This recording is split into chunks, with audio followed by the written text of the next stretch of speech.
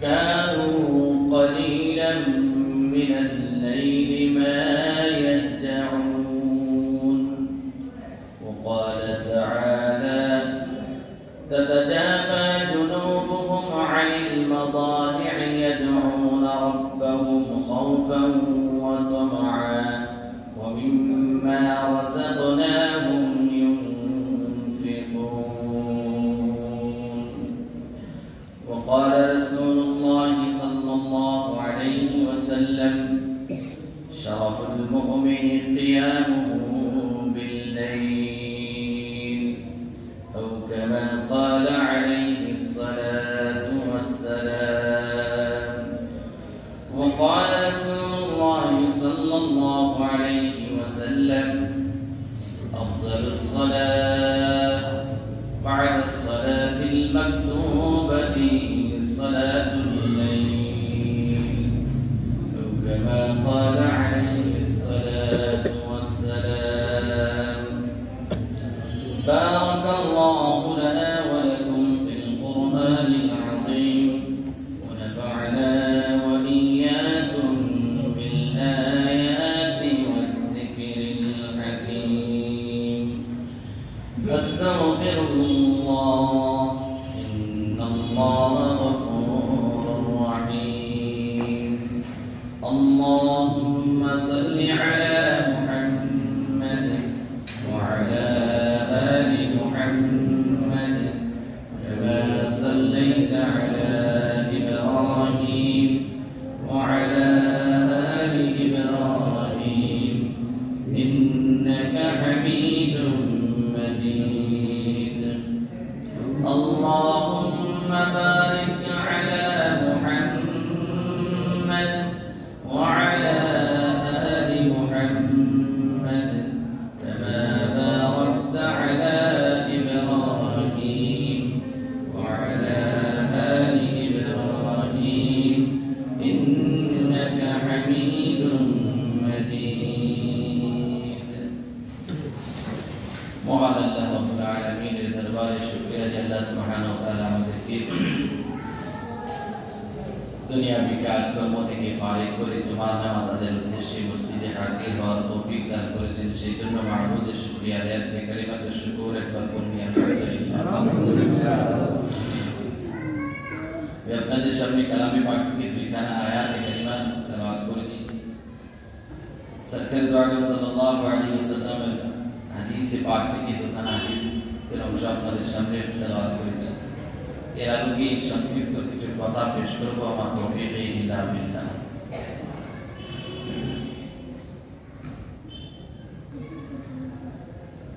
আয়াত এবং হাদিসে পাকের মধ্যে আল্লাহ এবং আল্লাহ রাসূল যে বিষয়টা আলোচনা করেছেন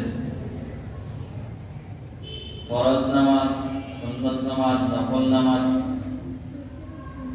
আশা করি ইনশাআল্লাহ হয়তো সামনে আজকে তাহাজ্জুদ সম্পর্কে আলোচনা হবে, তারপরে অন্যান্য নামাজের আগে পরে সুন্নত সমূহগুলো নিয়ে আলোচনা হবে, তারপরে ফরজ নামাজ, নামাজের সম্পর্কে কিছু কথা হবে ধারাবাহিকভাবে যদি সুযোগ হয় আল্লাহ পাক সুযোগ করে দেন ইনশাআল্লাহ তাআলা। কারণ আল্লাহ পাকের নৈকট্য অর্জনের শুধুমাত্র ফরজ ওয়াজিবের মাধ্যমে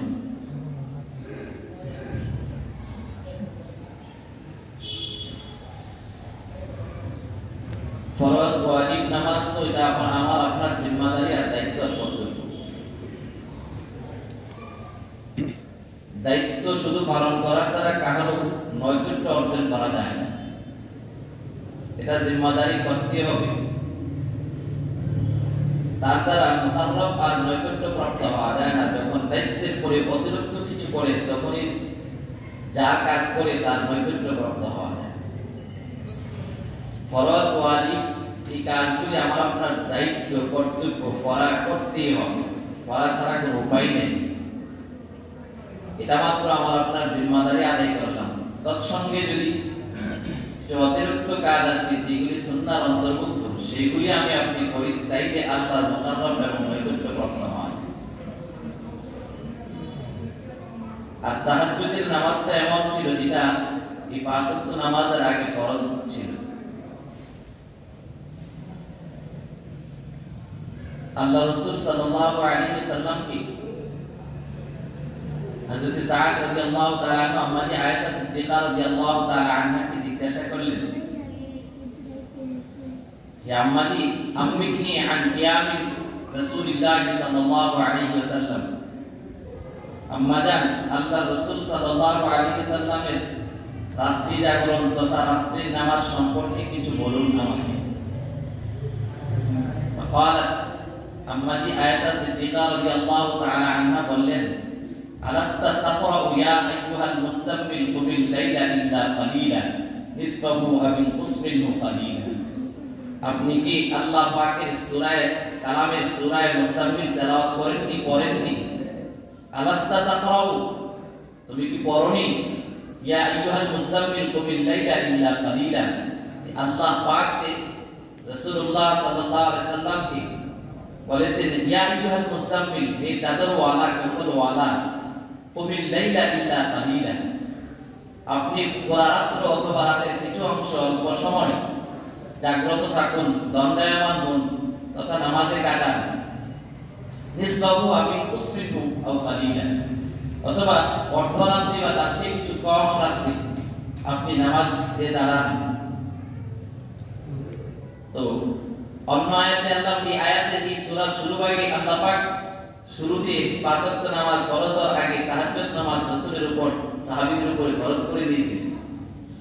তুমি কি পড়নি? আর এরপরে 12 মাস পর্যন্ত আল্লাহ রাসূল এবং সাহাবায়ে কেরাম, হাদিসে লম্বা হাদিস, 12 মাস পর্যন্ত আল্লাহ রাসূল এবং সাহাবায়ে কেরাম রিদওয়ানুল্লাহি আলাইহিম আজমাইন এই তাহাজ্জুদের নামাজ ফরজ হিসেবে আদায় করেছেন। পরবর্তীতে এটা কষ্টসাধ্য বিধায় আল্লাহ পাক সূরার শেষাংশে গিয়ে তাকে ঐচ্ছিক করে দিয়েছেন। যখন মেরাজের রাত্রিতে পাঁচ ওয়াক্ত নামাজ ফরজ হয়, তখন এটা এই তাহাজ্জুদের নামাজ ফরজ বিধানটাকে আল্লাহ পাক রহিত করে ঐচ্ছিক বানিয়ে দিয়েছেন। তারপর সুন্নতের অন্তর্ভুক্ত থেকেই যায়। এমনকি আল্লাহ রাসূল সাল্লাল্লাহু আলাইহি ওয়াসাল্লাম তাহাজ্জুদের নামাজ কোনো সময় পড়তে না পারলে দিনের বেলা 12 রাকাত পড়তেন। অর্থাৎ সাধারণত আল্লাহ রাসূল রাত্রিতে বিভিন্ন হাদিস প্রমাণ করে 8 রাকাত তাহাজ্জুদ পড়তেন। কারণ এই হাদিসে আসছে আল্লাহ রাসূল সাল্লাল্লাহু আলাইহি ওয়াসাল্লাম এর হাদিস আয়েশা সিদ্দিকা থেকে বর্ণিত যে আল্লাহ রাসূল রমাদান এবং রমাদান ছাড়াও কিয়ামুল লাইল 11 রাকাত পড়তেন। তথা রমাদান এই হাদিসটাকে কিছু তথাকথিত আলে হাদিস নামে, যেটাকে বিভ্রান্তকর বক্তব্য বা ব্যাখ্যা করে জাতিকে বিভ্রান্তির মধ্যে ফেলে দিয়ে উম্মাহকে অতিরিক্ত ইবাদত অর্থাৎ আমল বেশি করা থেকে বঞ্চিত করে সংকুচির দিকে সংকীর্ণতার দিকে নিয়ে যান। 8 রাকাতের তারাবির ক্ষেত্রে এই হাদিস নিয়ে ফিট করে, বরং হাদিসে পরিষ্কার হলো যে আল্লাহর রাসূল রমাদান এবং রমাদান ছাড়া পুরা বছর 11 রাকাত পড়তেন কিয়ামুল লাইল। রমাদান এবং রমাদান ছাড়া সারা বছর আল্লাহ রাসূল কিয়ামুল লাইল 11 রাকাত পড়তেন। এই জিনিসটা ছোট্ট একটা বাচ্চাও যার স্বাভাবিক জ্ঞান এখনো প্রাপ্তবয়স্ক হয় না, মোটামুটি প্রাপ্তবয়স্কের কাছাকাছি, সেও বুঝবে যে রমাদানও পড়তেন, রমজান ছাড়াও পড়তেন। তাইলে তারাবি কি রমজান ছাড়া পড়া হয়? তারাবি তো রমজান ছাড়া পড়া হয় না। তাইলে এর অর্থ হলো এটা রমজানের তারাবির হাদিস না, এটা কিয়ামুল লাইলের তাহাজ্জুদের হাদিস। যে রমাদানেও 8 রাকাত তাহাজ্জুদ পড়তেন, 3 রাকাত বেতের পড়তেন, 11 রাকাত। রমজান ছাড়াও রাসূল 8 রাকাত তাহাজ্জুদ পড়তেন আর 3 রাকাত বেতের পড়তেন, এই হলো 11 রাকাত। তো যাই হোক, রাসূল কোন সময় 4 রাকাত 2 রাকাত পড়ছেন। তো এটা রাসূল এরপরে আয়েশা বলেন যে পরে সূরার শেষ দিকে আল্লাহ ঐচ্ছিক করে দিয়েছেন, তারপর সুন্নাত হিসেবে রয়ে গেছে। এই জন্য তো আল্লাহ রাসূল সাল্লাল্লাহু আলাইহি ওয়াসাল্লাম হাদিসের মধ্যে বলেন, আফদালুস সালাতি বা'দা সালাতিল মাকতুবা, ওই যে সালাতে মাকতুবার পরে, ফরজ নামাজের পরে উত্তম নামাজ হলো সালাতুল লাইল, রাত্রির নামাজ তথা তাহাজ্জুদের নামাজ। ফরজ নামাজের পরে যত নফল সুন্নাত নামাজ আছে, সবচেয়ে উত্তম নামাজ রাসূল এই হাদিসে বলেন সেটা হলো সালাতুল লাইল, রাত্রির তথা তাহাজ্জুদের নামাজ। আল্লাহ পাক অন্য হাদিসে রাসূলকে আদেশ করেন, হে রাসূল, ওমিনাল লাইলি ফাতাহাজ্জাদ বিহি নাফিলাতান লাক আসা আন ইয়াবআতাকা রাব্বুকা মাকামান মাহমুদা। হে রাসূল, আপনি রাতের কিছু অংশে তাহাজ্জুদে দাঁড়িয়ে যান, তাহাজ্জুদ পড়ুন। মিনাল লাইল ফাতাহাজ্জাদ বিহি নাফিলাতাল লাক, এটা আপনার জন্য নফল সাদাকা, এটা আপনার জন্য অতিরিক্ত একটা বিষয়, এটা আপনার জন্য উপঢৌকন আল্লাহর পক্ষ থেকে। কেমন উপঢৌকন? এই যে কারণ আসা আইয়াবআতাকা রাব্বুকা মাকামান মাহমুদা, আশা করা যায় আল্লাহ পাক আপনি তাহাজ্জুদ পড়ুন, রাত্রিতে দণ্ডায়মান হন, আপনাকে আল্লাহ মাকামে মাহমুদ তথা প্রশংসিত স্থানে কি করবেন, আসীন করবেন। তাইলে বোঝা গেল যে তাহাজ্জুদ নামাজ যারা পড়বে তাদেরকে আল্লাহ সম্মানের পাত্র হিসাবে হাশরের ময়দানে সম্মানিত করবেন, সম্মানিত মর্যাদা আর মাকামে আসীন করবেন। রাসূল কে বলেন যে আসা আইয়াবআতাকা রাব্বুকা মাকামান মাহমুদা, আশা করা যায় যে আল্লাহ পাক আপনাকে মাকামে মাহমুদ প্রদান করবেন তথা প্রশংসিত স্থান আপনাকে আল্লাহ মর্যাদা আপনাকে দান করবেন। মুত্তাকিদের পরিচয় তুলে ধরতে গিয়ে যারা মুত্তাকি তাদের ব্যাপারে আল্লাহ পাক বলেন, যেমন ইন্দাল মুত্তাকিনা ফি জান্নাতিন ওয়া উয়ুন, বলতে বলতে শেষাংশে গিয়ে বলেন কানু কালিলাম মিনাল লাইলি মা ইয়াহজাউন, মুত্তাকি তো তারা যারা রাতের অল্প সময় ঘুমায়, অল্প সময় বিশ্রাম নেয়, পুরা রাত তারা বিশ্রাম নেয় না, পুরা রাত তারা ঘুমায় কাটায় না, বরং কালিলাম মিনাল লাইলি মা ইয়াহজাউন, অল্প সময় রাতের ঘুমায় বা আরাম বা বিশ্রাম নেয়। অন্য আয়াতে আল্লাহ পাক বলেন তাতাজাফা জুনুবুহুম আনিল মাদাজি'i ইয়াদউনা রাব্বাহুম খাওফান ওয়া তামাআ, মুত্তাকি হলো তারা তাতাজাফা জুনুবুহুম আনিল মাদাজি', মাদজা'ের জামা হলো বহুবচন হলো মাদাজি', যাদের জুনুব পার্শ্বদেশ বিছানা থেকে, মুত্তাকি তো তারা, জান্নাতি তো তারা যাদের পার্শ্বদেশ বিছানা থেকে রাত্রিতে আলাদা হয়ে যায়। তাতাজাফা জুনুবুহুম, যাদের পার্শ্বদেশ বিছানা থেকে, মাদাজি' থেকে, বিছানা থেকে আলাদা হয়ে যায়, উঠে যায়, বিছানায় শুয়ে থাকে না। এবং ইয়াদউনা রাব্বাহুম খাওফান ওয়া তামাআ, উঠে তাহাজ্জুদে দাঁড়িয়ে যায়।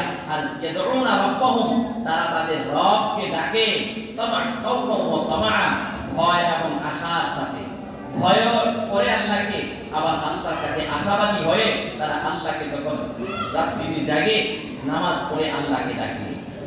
কারণ ফালা তা'লামু নাফসুম মা উখফিয়া লাহুম মিন কুররাতি আ'য়ুন জাযাআন বিমা কানু ইয়া'মালুন, কারণ কেউ জানে না যারা রাত্রি জাগরণ করে তাহাজ্জুদ পড়ে আল্লাহর কাছে ভয় এবং আশা নিয়ে আল্লাহর কাছে কাকুতি মিনতি করে প্রার্থনা করে, তাদের জন্য তাদের চোখ জুড়ানো কত না নিয়ামত, কত না আরাম আয়েশের জীবন উপকরণ আল্লাহ পাক তাদের জন্য নির্ধারণ করে রেখেছেন। ফালা তা'লামু নাফসুন, কোনো মানুষ জানে না।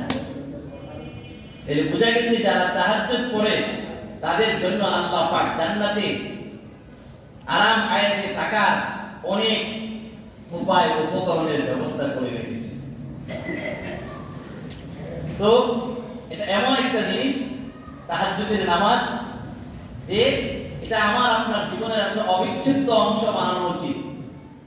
কিন্তু আজ আমরা ফরজ নামাজের খবর নাই, সুন্নতের খবর নাই, তাহাজ্জুদ তো और दूर की बात है, दिल्ली यहाँ से बहुत दूर है। কিন্তু মুত্তাকি ঈমানদার আল্লাহ রাসূল তো বলেন তাহলে, কারণ তাহাজ্জুদ পড়লে লাভটা কি হবে? আল্লাহ রাসূল তো তাহাজ্জুদ এমন পড়া করতেন যে পা মুবারক और কদমাহু, আল্লাহ রাসূল সাল্লাল্লাহু আলাইহি ওয়াসাল্লামের পা মুবারক খুলে যেতেন, পা মুবারক খুলে যেত। রাত্রিতে এই শুইতেন আবার উঠতেন, এই একটু শুইতেন, 4 রাকাত পরে পরে হাদিস শরীফের মধ্যে আছে আল্লাহ রাসূল 4 রাকাত পড়তেন, পরে আবার একটু শুইতেন, আবার 4 রাকাত পড়তেন, আবার একটু শুইতেন, আবার 4 রাকাত পড়তেন, আবার একটু শুইতেন।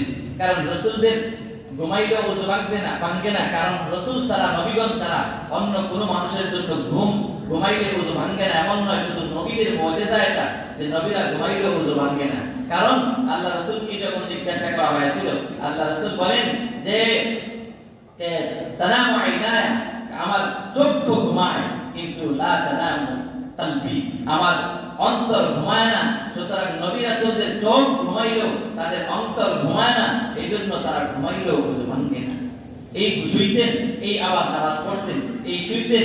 তো আল্লাহ রাসূলকে জিজ্ঞাসা করেন, ইয়া রাসূলুল্লাহ, আপনার পা মোবারক ফলায় ফলাইছেন, আপনি এত কেন? আপনার তো আল্লাহ পাক গুনাহ তো নাই, গুনাহ যে হোক আর না গুনাহ নাই আপনার, এরপর আপনার আগিলা পিছলা সব আল্লাহ ক্ষমার ঘোষণা করে রাখছেন যে আপনার কত একটা পিছনে গুনাহ নাই, সামনে গুনাহ হবেও না, সেই ব্যবস্থা আল্লাহ করে রাখছেন। এরপর আপনি কেন? আল্লাহ রাসূল বলেন, আমি কি তোমরা কি চাও না যে আমি যে কি হয় আকুনা আবদান শাকুরা, আমি আল্লাহর শুকরগুজার বান্দা হই, আমি আল্লাহর কৃতজ্ঞ বান্দা হই, এটা কি তোমরা চাও না? কারণ আল্লাহ পাক যে আমাকে এই নিয়ামতটা দিয়েছেন, আমার সমস্ত গুনাহ পিছনের সামনের হবে না, হয় না, মাফের ঘোষণা করে দিয়েছেন, ব্যবস্থা করে রেখেছেন। এই নিয়ামতের শুকরিয়া স্বরূপ কি আমি আল্লাহর কৃতজ্ঞ হব না? কিন্তু আমাকে আপনাকে তো আল্লাহ পাক কত না নিয়ামত দিয়ে রাখছেন, কিন্তু নিয়ামতের শুকরিয়ার কোনো হিসাবই নাই, স্মরণই হয় না আমার আপনার যে এটা আমার নিয়ামত, ওইটা আমার নিয়ামত, ওইটা আমার নিয়ামত, এটার একটু শুকরিয়া আদায় করি। আল্লাহ রাসূল বলেন, আলাইকুম বিকিয়ামিল লাইল, আল্লাহর রাসূল সাল্লাল্লাহু আলাইহি ওয়াসাল্লাম বলেন যে তোমরা তাহাজ্জুদের নামাজ, রাত্রি শেষ রজনীর নামাজকে তোমরা ছাড়িও না।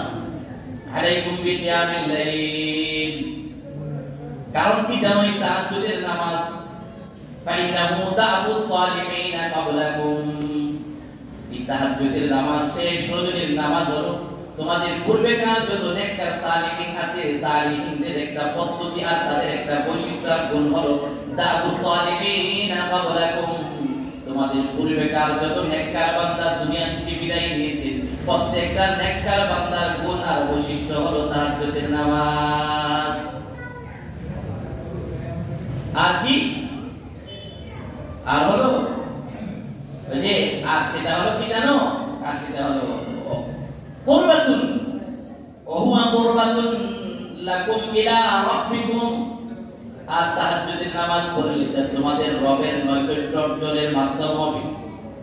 তাহাজ্জুদের নামাজ তোমাদের আল্লাহ পাকের নৈকট্য হাসিলের একটা মাধ্যম আর উপায় উপকরণ হবে। আর কি হবে?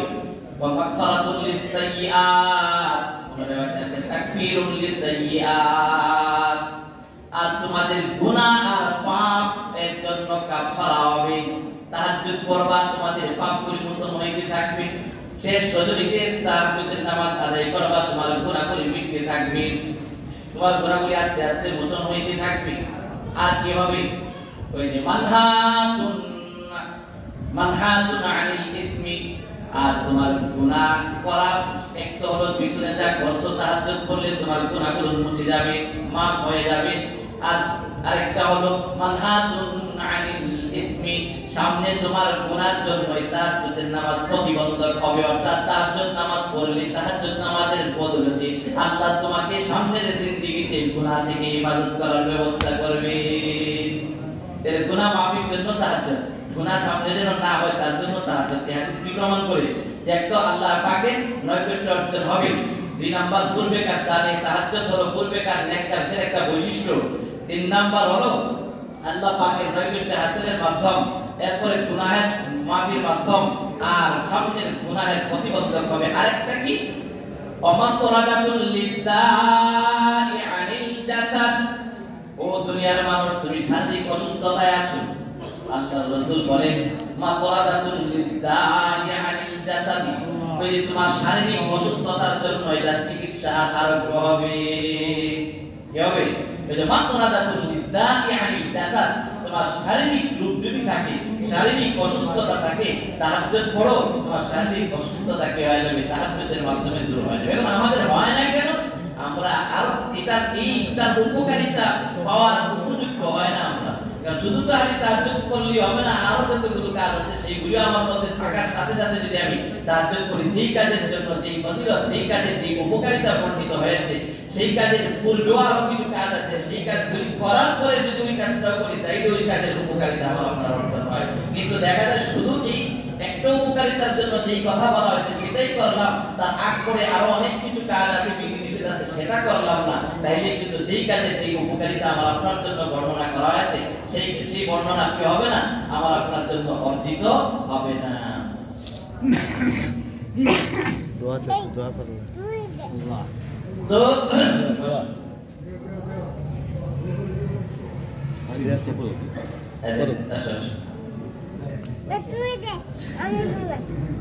তুমি দে।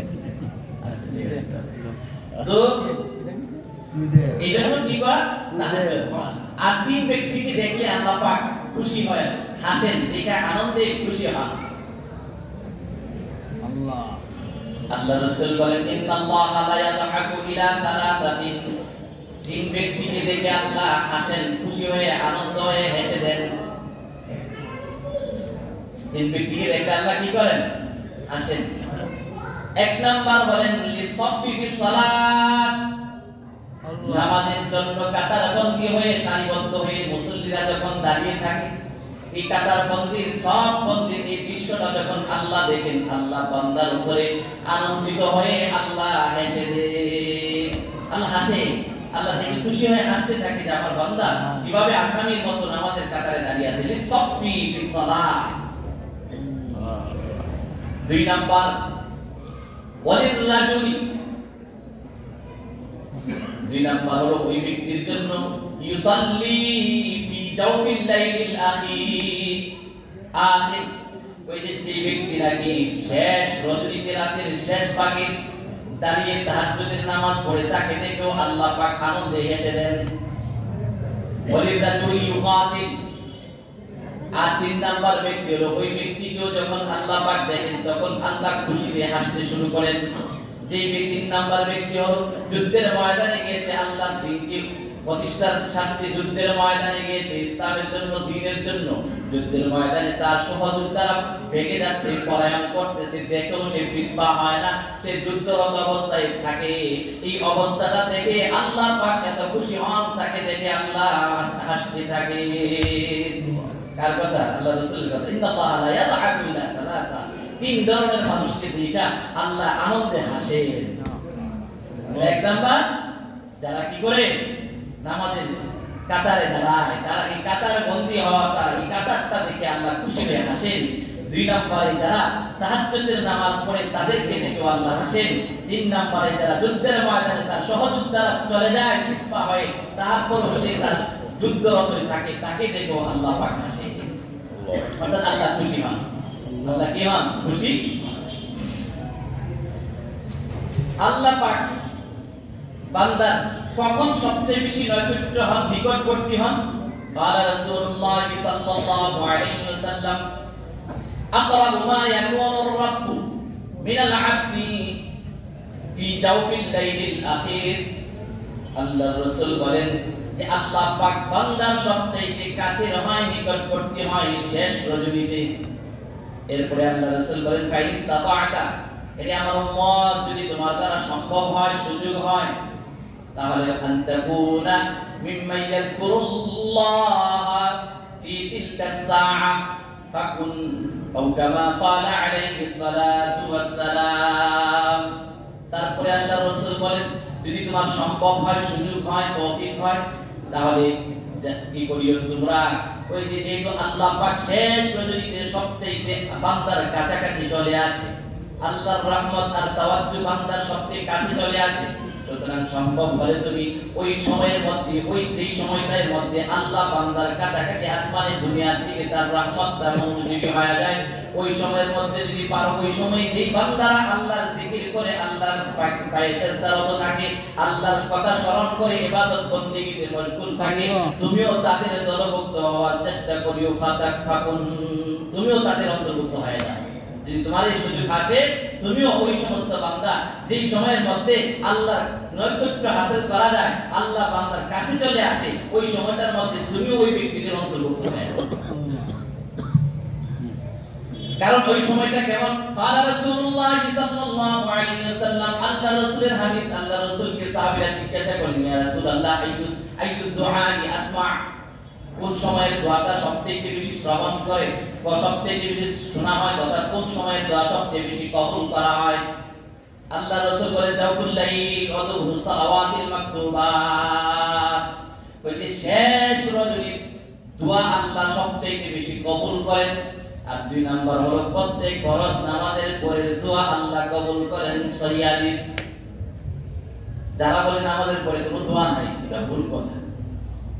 যাচ্ছে দিয়ে যাচ্ছে না সময় নামাজের পরে কোনো ফরজ নামাজের কোনো দোয়া নাই, এই কথাটা ভুল কথা, ভুল কথা। এই যে এখন যে হাদিসটা বললাম সহিহ হাদিস, সন্দেহের কোনো অবকাশ নেই।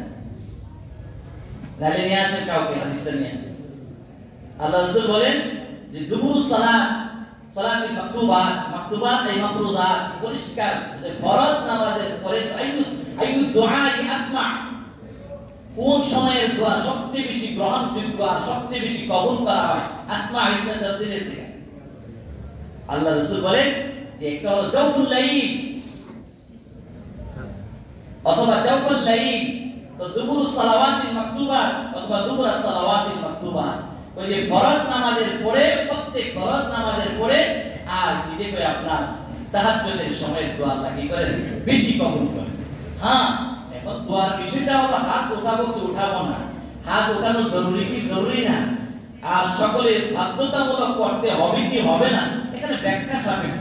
যেহেতু সময় নাই, দোয়ার বিষয়টা কোন সময় আলোচনা করবো ইনশাআল্লাহ তাআলা, আল্লাহ যদি তৌফিক দেন। কিন্তু বাকি ফরজ নামাজের পরে আপনি যেভাবেই করেন, একত্রিত করেন, একাকী করেন, আস্তে করেন, জোরে করেন, হাত তুইলা করেন, হাত না তুইলা করেন, কিন্তু যেই দোয়াই করবেন ফরজ ইবাদতের পরে, আর এখানে তো ফরজ নামাজের কথাই হাদিসে আছে, কি কয় মাকতুবাত আই সালাওয়াতুল মাকতুবাত আই মাফরুজাত, ফরজ নামাজের পরে দোয়া করলে দোয়া কবুল বেশি হয়, এটা রাসূল পরিষ্কার করেছে। বাকি এখন জরুরি কি জরুরি সেটা ভিন্ন কথা, সকলে হাত ওঠাতে হবে কি হবে না এটা ভিন্ন কথা, ইমামের সাথী করতে হবে কি হবে না সেটা ভিন্ন কথা। আপনার পারেন না তাসবিহ পড়ছেন পরে করবেন, পড়েন সমস্যা নাই, ইমামের সাথে সুযোগ হইছে করবার পড়েন সমস্যা নাই, ইমামও দোয়া করে নাই, আপনি একা করতে চাইছেন করেন, কোনো সমস্যা নাই। কিন্তু দোয়া নাই এ কথা বলেন, শরীয়তের স্তরটা বিধানটা যেই স্তরে আছে, যেই পর্যায়ে আছে সেই পর্যায়ে রাখেন, তাতে কমানোর দরকার নাই, বাড়ানোর দরকার নেই। যা মনে চাইছে, মনটা চাইছে, আরে এমনি তো আমি পার্সোনাল দোয়া করি না, এরপরে ফরজ নামাজের পর একটা যেহেতু একটা ইবাদতের পর আরেকটা ইবাদত করতে ভালো লাগে হিসেবে আমরা দোয়া করি, এটা কোনো ফরজ জরুরি করতে হবে এমন না। কিন্তু ফরজের ইবাদত হাদিসের দৃষ্টিকোণ থেকে আমরা দোয়া করি যে ফরজ ইবাদতের পরে দোয়া করলে আল্লাহ রাসূল বলেছেন দোয়া বেশি কবুল হয়, এই দৃষ্টিকোণ থেকে আমরা করি। কারণ জরুরি না, নামাজের কোনো অংশও না, কার মন চাইলে করবে, কার মন চাইলে করবে না, কিন্তু এটাকে একবার বাদ দেওয়াও ঠিক না, সঠিক না। কোন সময় যেমন আমি অনেক সময় আপনারা দেখেন যে ফরজ নামাজের পরে কোন সময় দেখা যায় আমি দোয়া করি না, এমন কাছে না বহুদিন, এর মানে এটা বোঝানো দরকার, বোঝা উচিত যে হ্যাঁ এটা জরুরি না, বাকি করা ভালো, মুস্তাহসান, করা ভালো মুস্তাহসান। যেহেতু একাকে আমরা করি না, কমপক্ষে একত্রিত যেহেতু আছে, হয়তো কারো হাতের সাথে আমার হাতটা কবুল হয়ে যেতে পারে, কারো দোয়ার কবুলিয়তের সাথে আমার দোয়ারও কবুল হয়ে যেতে পারে, এই আশায় আমরা করি। আর রাসূল বলেছে ফরজের করে দোয়া করলে কবুল হয়, এই জন্য করি। আর হাত তোলাটা এখন বলবেন, আবার যারা নিষেধ করে তারা প্রশ্ন করে হাত তুলছেন রাসূল, হ্যাঁ অন্য বিভিন্ন হাদিস দ্বারা, বললাম তো আমার হাতে সময় নাই, অন্য বিভিন্ন সহিহ হাদিস দ্বারা প্রমাণিত যে দোয়া করলে দোয়াই না, আর যে দোয়ার মধ্যে হাত উঠানো হয় না এটা দোয়াই, এটা ফাওয়া হিদা, এটা হলো ধোঁকাবাজি। আরে হাকামুল হাকিমের কাছে আপনি যাবেন, দুনিয়ার একজন কোর্টের মধ্যে গেলে কেমনে থাকেন, আর আমি আপনি আবার প্রশ্ন করে যে হাত উঠাইব কি উঠাইব না, এইটুকু আকল জ্ঞান আপনার বুদ্ধি নাই, বুদ্ধি গেল কই, রূপ পাইছে এতটুকু বুদ্ধি আপনার তিতাস নদীতে ভাসিয়ে গেছে নাকি?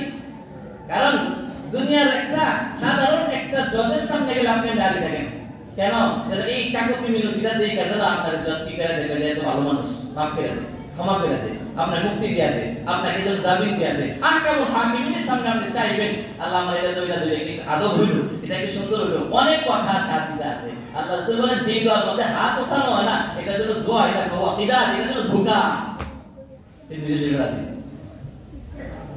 যাই সেটা আরেক বিষয় চলে আসছে মধ্যে দিয়ে প্রাসঙ্গিক। তো এই সময়ের দোয়াটা হলো দোয়া কবুলের, কারণ আল্লাহ সাল্লাল্লাহু আলাইহি হাদিসের মধ্যে বলেন যে শেষ রাত্রিতে ইন্না ফিল লাইলি লাসাআ, রাত্রিতে এমন একটা সময় আছে লা ইউআফিকুহা আবদুল মুসলিম,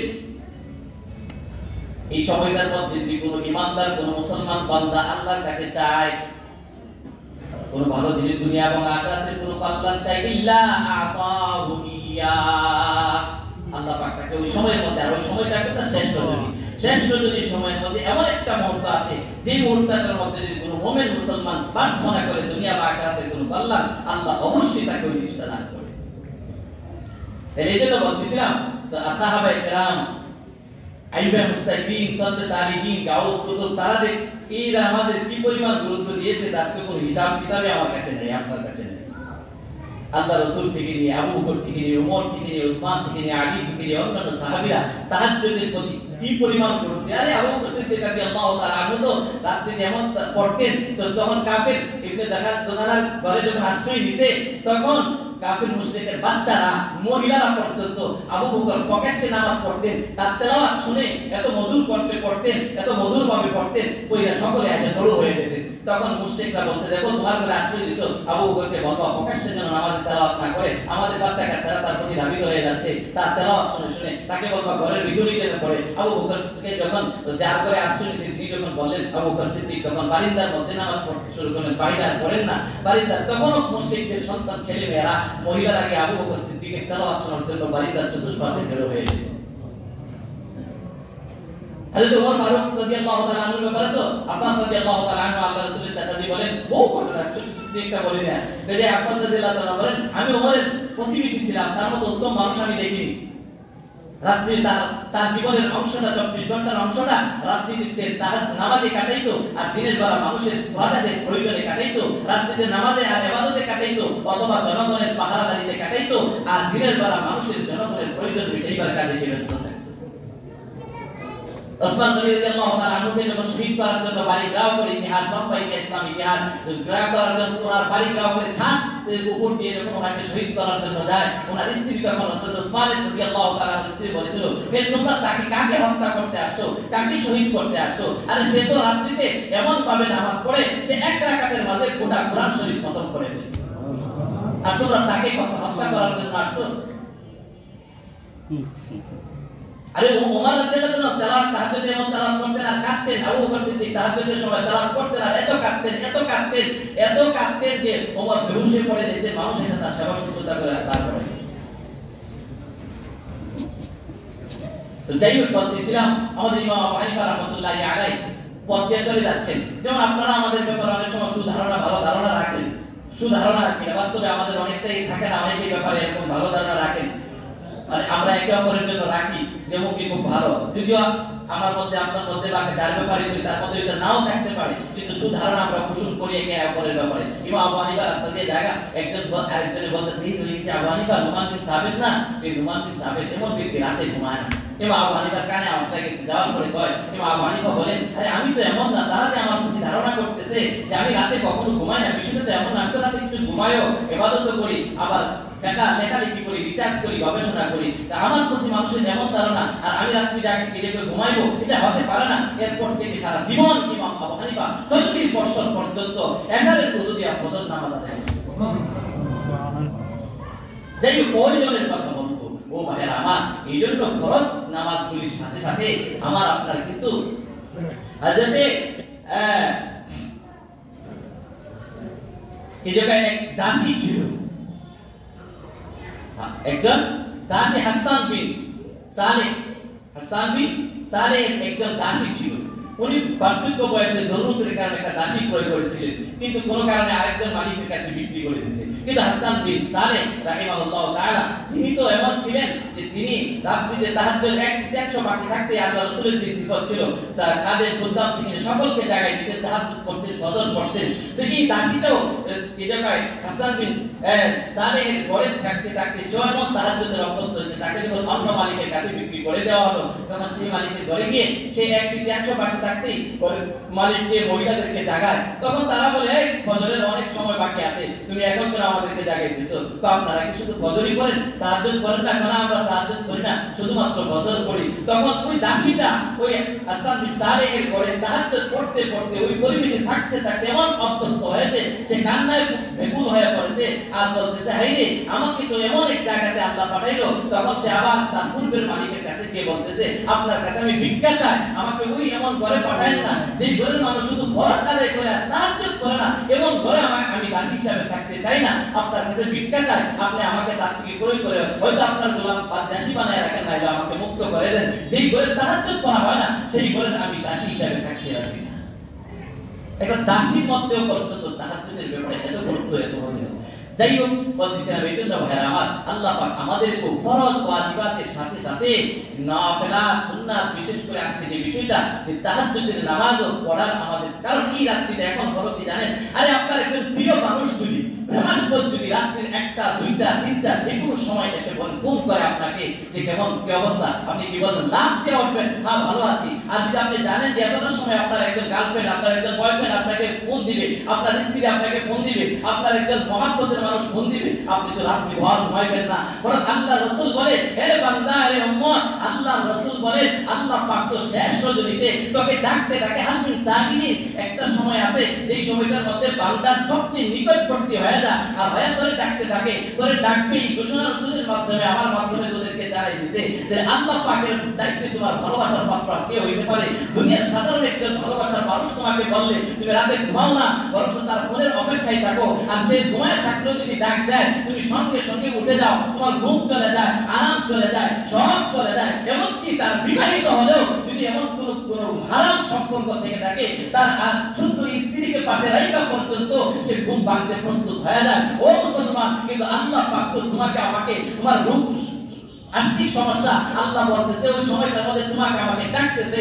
আল্লাহর চাইতে তোমার বড় প্রেমিক, আল্লাহর চাইতে বড় ব্রহ্মাস্পদ, আল্লাহর চাইতে তোমার ভালোবাসার বস্তু আর কি হইতে পারে? যেই সত্তা নাকি তোমাকে ডাকতেছে, বান্দা তোর খাবারের দরকার, চা তোর আর কিছু লাগবে নি, বরস্তা তোর দেবো আমি, তোর সুস্থতার দরকার তুই চা আমি তোকে দিয়ে দেবো, তোর দৌলতের দরকার আমি দিয়ে দেবো, তোর ইজ্জত সম্মানের দরকার তোর তাহাজ্জুদ কর। ওই সময়ে চা সম্মান দেওয়ার সময় ওইটা, কারণ এই তাহাজ্জুদের দ্বারা মর্যাদা বৃদ্ধি হয়। কি হয়? কারণ আমার পঠিত হাদিস যেটা চুক্তি বাস্তবায়ন করেছিলাম, আল্লাহ রাসূল বলেন শারাফুল মুমিনি কিয়ামুহু বিল-লাইল, মুমিনের সম্মান, মুমিনের মর্যাদা হলো তাহাজ্জুদ নামাজের মাঝে। আল্লাহ রাসূল কি বলেন? মুমিনের মর্যাদা যে তাহাজ্জুদ করে তার মান মর্যাদা আল্লাহ পাক গোটা পৃথিবীর মাখলুকের কাছে ছড়ায় দেয়। এইজন্য আল্লাহ পাক আমাদেরকে, ভাই আসল যিনি আমার আপনার ভালোবাসার বস্তু, আর কে ভালোবাসার পাত্র আর কে ভালোবাসার পাত্র না, এটা একটু আমরা যাচাই করি, একটু বুঝি। দুইটা যার সাথে ভালোবাসা করলে আমার দুনিয়ারও সফলতা আসবে, যার সাথে সুসম্পর্ক করলে আমার আখিরাতও সফল হবে, তার সাথে সুসম্পর্ক করি। এই রাত্রি এখন বিশেষ করে শীতের মৌসুমটা তো কাজে লাগাইবার সময়, রাত্রিতে 6 ঘন্টা ঘুমাইলেও তাহাজ্জুদ পড়া যায়। এইজন্য মোবাইলের পিছনে সময় নষ্ট না করে রাত্রিতে এশার নামাজ পড়ে, খাবার দাবার করে, পারলে এশার আগে খাওয়া দাওয়া করে আমরা যে 10টা 10:30টার ভিতরে ঘুমায় যায়, তাহাজ্জুদ তো ওঠা আপনার আমার জন্য অতি সম্ভব, অতি সহজ। আরে অতি সহজ। যেমন বহু আকাবের ইসলাম আছে যে তারা তো পানি রাখতেন, ঘুম থেকে উঠেই চোখের মধ্যে পানি লাগাইতেন, ডাকতেন, আবার উঠতেন, নামাজ পড়তেন, ব্যবস্থা রাখতেন। আল্লাহ রাসূল তো বলেছে ওই পুরুষের উপরে রহমত, আল্লাহ পাকের রহমত নাযিল হোক যেই পুরুষের শেষ রাত্রিতে উঠে ওইটা নামাজ পড়ে আর তার স্ত্রীকেও জাগায় নামাজ পড়ার জন্য, তার উপরে আল্লাহর রহমত বর্ষিত। আর ওই স্ত্রীর মহিলার উপর আল্লাহর রহমত বর্ষিত যেই মহিলাটা নিজে জাগ্রত হয় এবং তার স্বামীকেও জাগায় দেয়, জাগতে না চাইলে চোখের মধ্যে পানি ছিটা দেয়, ওই স্বামীও স্ত্রী জাগতে না চাইলে তার চোখের মধ্যে পানি ছিটা দেয়, এমন নারী আর পুরুষের উপরে আল্লাহ পাকের রহমত নাযিল। তাইলে যেই স্বামী স্ত্রী একে অপরকে জাগাবে, নিজে পড়বে, আর যদি দুজনে নামাজ পড়ে ফেলে তার জন্য এটা আল্লাহ রাসূল বলেন এরা উভয়জনকে আল্লাহ কি করবেন? কবিরা যাকিরিন ওয়া যাকিরা, ওই যাকিরিনদের অন্তর্ভুক্ত করে দিবেন। আল্লাহ পাক আমাদেরকে আল্লাহ পাককে ভালোবাসেন এবং ওই তাহাজ্জুদের নামাজের মাধ্যমে, ওই সময় দোয়া কবুল করাইবার মাধ্যমে দুনিয়া এবং আখিরাতের সুন্নাত আর প্রয়োজনগুলি পুরা করার তৌফিক দান করুন। ওয়া আখিরু দাওয়ানা আলহামদুলিল্লাহি রাব্বিল আলামিন। যারা সুন্নাত